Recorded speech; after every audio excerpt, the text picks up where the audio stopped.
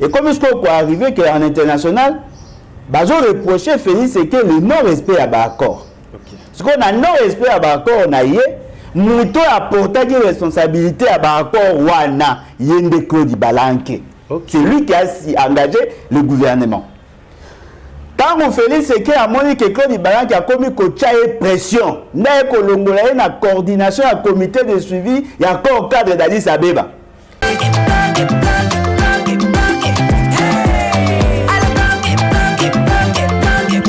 Oyoki elengi ya Congo. Tapez les mains, tapez les mains, tapez les mains, tapez les mains, tapez les mains. Et comme ce qu'on peut arriver qu'en international, ils ont reproché Félix c'est que le non-respect à l'accord. Ce qu'on a non-respect à l'accord, on a eu, Mouto a porté des responsabilités à l'accord, Wana, Yende Claude Balanke. C'est lui qui a engagé le gouvernement. Quand on fait c'est que Monique Claude Balanke a commis une pression, il y a une coordination, un comité de suivi, il y a encore un cadre d'Addis Abeba. Bon, de côté à la maison communale ya Gombe, Patindi Mamadou Mbala, bakende kokanga. Quand on va kangi bango, babandi ko sambisa.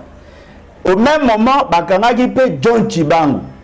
John Chibangu asalaka pe mouvement na ye rébellion na ye na Kasai. John Chibangu est général au asalaka pe mouvement na ye na Kasai. Mouvement na ye na Kasai était soutenu par l'IDPS. Le Bolodjoa. Au moins Naïsa bino politique c'est l'histoire. Mouvement rebelle. Parti opposition qu'on soutenir. Bon autant va parti opposition va soutenir ba rebelle kuna oyozo ko kama. Hein? IDPS soutenir John Chibangu. Ndeko na ngai. IDPS asaka rebellion na mbokoti. Oh. Bino nde bolinga ko bobo ndeko yoka. Tango na lobaka yango bachaka ba mangungu balobaka. Mais bakoka ko suka basuka aka na nzela. Et heureusement pour nous, peut-être nous allons retrouver des documents. Ils ont rapport, il y a experts, il y a conseil de sécurité, il y a Nations Unies. Ils ont fait ça rapport avec détails. Ils ont fait ça exact. Ok. Autant il y a un rapport, il y a conseil de sécurité à 2012. 2012. Au tali na page 28, 29, 30. Bazako la Sabino, ndenge nani, comment on appelle M23 alinga ka sangis basangana ouest na est pour que ba déstabiliser bokonza Kabila mbangu balongola parce que bazaki na kanda par rapport à ba élection o esayemaki na 2011 bango baneko ko lukao baneko benga imperium. Ba jeune bilé IDPS bakota boinde Wilingoma akota. OK. Donc Wilingoma bimela par là. Akoti kuna. Alaki militant IDPS. OK. Bato batanga rapport wana yango na encadrer bino yango. Omoni? Bokomona yango pe na ba vidéo wana. Donc John Chibangu dissident et armé déserteur était en connivence avec Bago. Et pour ça la sikoyo bakangi John Chibangu tango Kabila tindaka maramba ko neutraliser batu ya kamona sampu bakanga John Chibangu mutazaka na groupe armé na yekuna mutaformataki ba histoire bazuye John Chibangu wana batie na prison. En 2019 John Chibangu azaka na prison bachaka na prison akanga bazaka condamné balongola ya longwa armé. En 2019 au mois de mars 2019 au mois de mars. Félix Sekei a joué une ordonnance gration bateau bazaki na prison. Na kati ya liste wana Bernard Maeshe Biamungu alias Pikawan azalaki, John Chibangu azalaki, bayeko bima na mois d'août 2019. OK. Mois d'août 2019.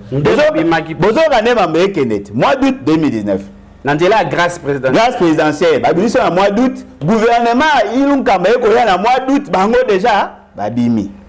Ilunka mbakuta ki yango. Et ko sala siko Bernard Maeshe Biamungu. Awa na Kinshasa, nani John Chibangu. Awa na Kinshasa na 2020. Félix Sekei a tindaka ba jeune moko ba kende formation na bambo gebele. Ba msu ba kenda suru na Israël ne balobaka wana. Tango siko ba jeune wana bazongi. au lieu que créer deux brigades au bayoka qui n'a battu M23 a commis ce qu'on tambusa bango a nommé ce que John Chibangu général de brigade à titre exceptionnel pour Azaki civil. Ce que Bernard Maeshe Biamungo azozela azuté batambuse tina mois na 2022 na mois d'août pekaka nda eko décider eko bima babima bazaka pour bakanga bango 11 5 bazaka quitté 6 bazaka condamné babima je crois bakoza ba 13 ou 14 ba officier au babimaki abima keinda keikuna ake kozwa charge ya chargé des opérations et renseignements militaires ya M23 John Chibangu atikali awa. OK. Bon mais retard batu nyonso bazaka ya M23 à l'époque bango tout babima prison. OK. Siko nyonso wana Jean-Claude Ibalanke yene mtandao ko s'occuper na wana ko futa bango bambongo ko lukila bango babiye ko sala nyonso ko soana bango tango eko arrivé que Félix Sekeli akomi ko boya bitumba siko e bandi bitumba bani na 2022 mais 2021 Claude Ibalanke na Bernard Maeshe et Bertrand 6 mois ba signaka na Kampala accord et puis ba ko signer sous na je crois na Luanda ba signer sur accord ils ont 2 accords na 2 accords wana o ezo sale malelo nde ba yokanaka nini yango ba fanda ba solola ba harmoniser ba kota na armée ba pesa bango ba avantage ba lungola o nyo surtout Kabila tchaka na charge na bango pour que ba yeba koza na kimia na kati wana sko batu na bango misuso ba oti ko kangama bango iboma ba bima et comme ce qu'on arrivé que en international bazo reprocher Félix que le non respect à ba accord. Ce qu'on a non respect à ba accord na yé Mouto a porté des responsabilités à Baracor Wana Yende Claude Ibalanke. C'est lui qui a engagé le gouvernement. Quand on fait ce qu'il a montré que Claude Ibalanke a commis une pression, n'a colongolé na coordination à comité de suivi, il y a encore cadre d'Addis Abeba. Bon, de côté à maison communale ya Gombe, na venir la justice je pense. Yango wana, beaucoup mona na droite. Kunande la comité coordination ya comité de suivi accord cadre d'Addis Abeba. Tokotambo la mitaka la bêtise leki. Bêtise le baluba bizengi. Nanu na mona gouvernement ya bizengi le roi ya baluba te. Nanga moko muluba menazo sabino ke baluba bazabize. Bosa bahona ye sans soutien. Ah, naza sans soutien. La force de Paul Kagame n'est pas son intelligence ni son régime rwandais. La force de Paul Kagame, c'est sa capacité d'infiltration. Très bien. Kagame fragilise Kinshasa, pas à travers le Rwandais, mais à travers les Congolais. C'est là que Nicolas Kazadi dit le chef de l'État est mal entouré. Okay. Si le M23 avance, si nous sommes fragilisés, c'est puisque dans les institutions, dans l'armée, il y a des traîtres. Il y a des traîtres. Donc, tu sais que les causes de décision elle t'a bloqué. Donc, et puis information informé en temps réel. Et puis information dans la presse publique à la seconde. Ndeko Flavien, toi africain, so moni mutalibanda alieyo. C'est que moi na yonda petit a petit nzela ba pesa moi na nonde kindoki. Yende fois kabayo, pour mutalibanda comme kila na yote. Le Rwanda réussit à nous faire ce qu'il nous fait, pas plus qu'il est fort, pas plus qu'il a l'appui de la communauté internationale, mais plus qu'il a la capacité à infiltration makasi autour du chef de l'État. Et c'est ce que je regrette, l'échec. Il a fallu Tshisekedi partout, et ça qu'il n'a pas réussi à créer sa propre classe politique. Il n'a pas réussi à créer sa propre génération politique. C'est ce qui fait qu'après lui, même l'UDPS va disparaître. Et même après, ils ont risqué de disparaître. Parce que, un, à travers un opportuniste. Bateau il se pose Makambo se poser la régime tiré d'Angoulou. Tous les ministres chef coutumier balongorate si c'est dans nommé bango va travailler dans Mobutu bakima ka ba mouvancier va travailler na Kabila va détruire le ba poche Tshisekedi. Ça c'est la première catégorie. Deuxième catégorie ça va opportuniste ba yebi na bango loté mais vient na biso ya kala to salaka na ye comme président. Donc autour de lui, opportuniste, et puis bateau a suffisamment de savoir. Mais comment ça n'a-t-il réussi à passer dans les années de Flavien? Le président de la République a lutté. Aza héritier ya combat.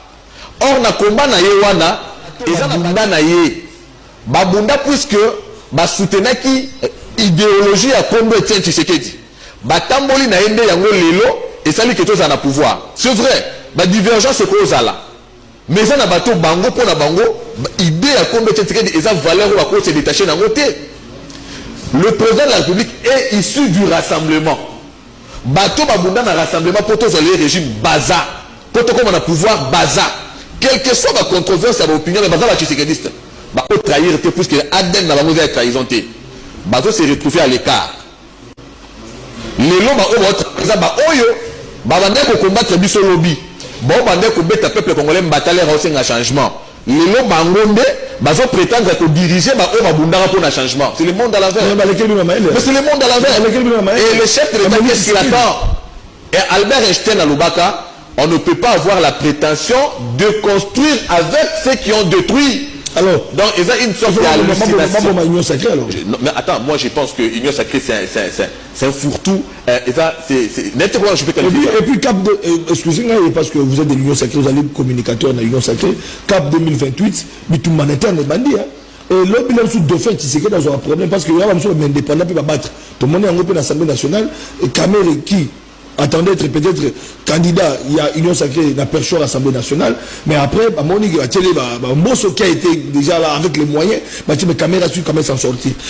Demain, la CAP 2028, est-ce que Dauphin, Nini Tshisekedi a représenté parce qu'il y a des caïmans? D'abord, antidote, il y a Bilo Wanagnon, avant tout ça, antidote, il y a Bilo Wanagnon Soana. Je le dis en tant que Congolais, je le dis en tant qu'élite, en tant qu'intellectuel, acteur politique, ou toujours pour la nouvelle génération politique. Diabolisation à ma casse n'amboka na biso ke bazolinga ba papa on tangiwana. Ba ngondo soko ina idée malamu o ba mona contre ba va combattre ngo. Très bien. Antidote na makambunyo sur le changement constitution. Et un changement constitution de Flavien. Révision de changement. Na bi changement révision de changement constitution. De Flavien vous êtes très intelligent. De bozongela mosusu. Oui mais Congolais c'est la bonne constitution. Congolais c'est la bonne qualité. On doit démontrer en 2 minutes. Voilà, expliquez. Avec toute l'intelligence qui vous est reconnue. Pourquoi comme ministre était ce qui y a autant l'union sacrée. Vous comprenez? Constitution et lobby bouri. Tout Congolais, tous les Congolais sont égaux devant la loi. Ça c'est de 1. La même constitution lobby, aucun Congolais à cause de la victime il y a discrimination par rapport à la conviction politique, conviction religieuse et tout ça. Parce que nous sommes prédisposés. C'est vrai que tout le monde ne peut pas devenir ministre. Mais il ne faut pas qu'il y ait une sélection. Critères, il y a discrimination.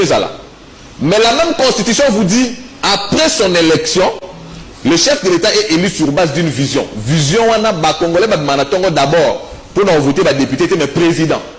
Tant que vous votez, donc c'est-à-dire qu'il y a un redevable, dans ce cas il faut ça compte rendu dans le peuple.